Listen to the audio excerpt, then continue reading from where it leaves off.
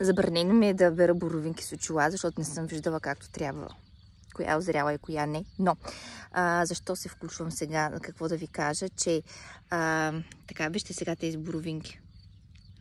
Показвам ви ги да видите колко са озрели и ви ги показвам нарочно, защото масово в големите хипермаркети и на пазара има боровинки, които са киселеят, въпреки че те са такива лилави и изглеждат като озрели.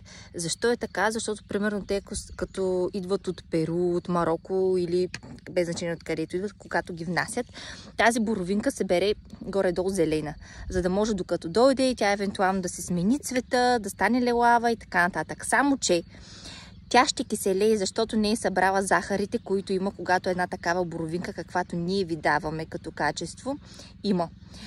Затова нашите са и толкова сладки, защото ги оставяме да си озреят естествено. Не бързаме да ги берем, просто за да имате някакви боровинки или да ги продадем, но точно за това, за тази сладост, за да могат те да си ги съберат.